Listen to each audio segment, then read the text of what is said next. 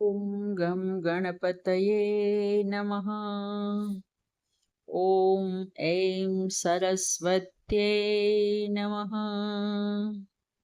ॐ श्रीगुरुभ्यो नमः। गुरु गीता अध्यात्म विद्या के साधकों की प्राण चेतना का स्रोत है। उनमें आत्म तत्व का अंकुरण होता है और वे यह सत्य जानने में समर्थ हो पाते हैं कि सद्गुरु ही सदाशिव है। भगवान महेश्वर ने ही साधक पर कृपा करने के लिए गुरुदेव का रूप धरा है। और अब गुरु नमन की महिमा को प्रकट करते हुए भगवान कहते हैं, संसार वृक्षमारूढ़ा पतन्तो नरकार्णवे येन चैवोद्धृता सर्वे तस्मै श्री गुरवे नमः। गुरुर्ब्रह्मा गुरुर्विष्णु गुरुर्देवो महेश्वर गुरुरेव परब्रह्म तस्मै श्री गुरवे नमः। हेतवे जगतामेव संसारार्णवसेतवे प्रभवे सर्वविद्यानां शम्भवे गुरवे नमः। अज्ञानतिमिरान्धस्य ज्ञानाञ्जनशलाकया चक्षुरुन्मीलितं येन तस्मै श्रीगुरवे नमः। त्वं पिता त्वं च मे माता त्वं बन्धुस्त्वं च देवता संसारप्रतिबोधार्थं तस्मै श्रीगुरवे नमः। जो संसार रूपी वृक्ष पर बैठे हुए जीवों को नरक रूपी सागर में गिरने से बचा लेता है, उस गुरु को नमस्कार है। उन गुरु को नमस्कार है जो गुरु ही ब्रह्मा विष्णु और शिव है, जो गुरु ही परब्रह्म है, जो जगत की उत्पत्ति के कारण है, जो संसार सागर को पार करने के लिए सेतु है तथा जो सभी विद्याओं के उद्गम स्थान है, ऐसे शिव स्वरूप गुरु को नमस्कार है। अज्ञान रूप अंधकार से अंधे हुए जीव के नेत्रों को ज्ञान रूपी अंजन से खोलते हैं, उस गुरु को नमस्कार। संसार के सत्य ज्ञान बोध के लिए आप ही पिता माता बंधु और इष्ट देवता है, ऐसे गुरु को नमस्कार। इस महामंत्रों में गुरु के नमन का विज्ञान है। गुरु तत्व को जान लेने पर शिष्य को कुछ भी अप्राप्य नहीं रहता और कभी शिष्य का अमंगल नहीं होता। आइए ऐसी ही एक सत्य घटना को सुनते हैं, जो समर्थ गुरु रामदास और शिवाजी महाराज के बारे में बताई जाती है।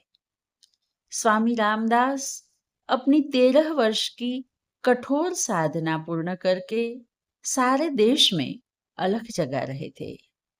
इसी क्रम में उसकी बनारस यात्रा थी। उन्होंने अपने शिष्यों से कहा, इस बार यह यात्रा मैं अकेले करूंगा। सब शिष्यों ने आदेश स्वीकार किया, लेकिन 12 साल का शिवा जिद करने लगा कि वह साथ जा ही गए जाएगा। बहुत समझाने पर भी नहीं माना।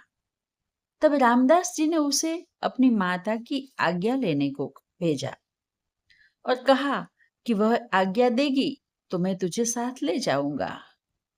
शिवा तो एक विधवा माता के इकलौते संतान थे, लेकिन मां की गहरी भक्ति गुरुदेव में थी, तो उन्होंने तुरंत आज्ञा दे दी। अब रामदास जी शिवा को साथ लेकर बनारस पहुंचे और गुरुजी ने शिवा को भिक्षा मांगने के लिए भेजा। रामदास जी के शिष्यों का नियम था वह सिर्फ 3 घर में जाते थे और 3 बार जय जय रघुवीर समर्थ ऐसा पुकारते थे। 3 बार पर पुकारने पर भिक्षा नहीं मिली तो वो आगे बढ़ जाते थे और 3 घरों में भिक्षा ना मिले तो उस दिन उपवास करते थे। इस नियम के अनुसार एक द्वार पर शिवा ने आवाज लगाई। यह द्वार काशी के तांत्रिक का था, जिसके पास तांत्रिक क्रियाएं सिद्ध थी। वो अत्यंत क्रोधी था। जय जय रघुवीर समर्थ सुनकर गुस्से में द्वार पर आकर बोला, कौन है जो अपने को समर्थ कहता है? शिवा ने निर्भीक होकर कहा, समर्थ है मेरे गुरु और सामर्थ्य का स्रोत है उनके आराध्य भगवान राम। यह सुनकर उसको और गुस्सा आया और कहा, जो जा, तू कल प्रातः काल तक मर जाएगा। तेरे गुरु समर्थ है तो तुझे बचा ले। शिवाजी गुरु रामदास के पास आए और सभी बातों से उन्हें अवगत कराया। सारी बातें सुनकर रामदास जी बोले, रघुवर है तो डर कैसा? तू तो बस आराम से गुरु ब्रह्मा गुरु विष्णु वाला मंत्र पढ़ता रहे और मेरे पांव दबाए जा। गुरु लेट गए और शिवा मंत्र पढ़ता हुआ पांव दबाने लगा। भैरवानंद ने मारण के लिए महाकृत्या का प्रयोग किया। महाकृत्या ने पूरी रात शिवा को गुरु सेवा से निरत करना चाहा, परंतु शिवा की अटल गुरु भक्ति के सामने एक न चली। अंत में असफल महाकृत्या ने स्वयं तांत्रिक पर हमला कर दिया। वह भागा भागा स्वामी रामदास जी के चरणों में गिर पड़ा। समर्थ रामदास ने कृत्या का शमन किया। यह दर्शाता है कि जो भी व्यक्ति इस गुरु मंत्र को भक्ति पूर्वक करता है वह गुरु कृपा के कवच से सदा सुरक्षित रहता है। आज बस इतना ही। हरि ओम।